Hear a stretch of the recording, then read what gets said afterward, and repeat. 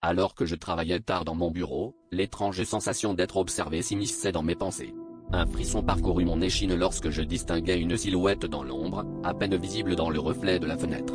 Chaque fois que je levais les yeux, elle semblait s'être approchée, comme si elle était déterminée à ne pas être ignorée. C'était comme si l'obscurité elle-même s'était matérialisée pour me tenir compagnie dans cette nuit silencieuse. Je me forçais à me concentrer sur mon travail, espérant que la logique ferait fondre mes craintes irrationnelles. Mais plus je m'efforçais d'ignorer la silhouette, plus elle devenait oppressante, se rapprochant imperceptiblement à chaque instant.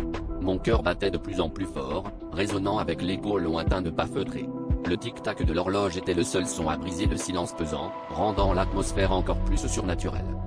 Finalement, je me levai, résolu à confronter cette silhouette énigmatique. En m'approchant, je remarquai que ses contours se brouillaient, comme si elle était à la fois ici et ailleurs. Mon souffle se figea lorsque je réalisai que ce n'était pas une simple illusion. La silhouette était une projection de moi-même, une version distordue qui portait le poids de mes regrets et de mes erreurs passées. Elle se tenait là, dans l'ombre, comme un rappel silencieux du coup de mes ambitions.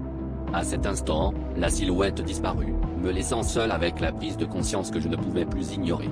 Elle reviendrait, je le savais, chaque fois que mes choix me conduiraient sur un chemin sombre. Cette nuit-là, dans le silence de mon bureau, j'ai compris que parfois, l'ombre la plus effrayante n'est autre que celle de notre propre esprit.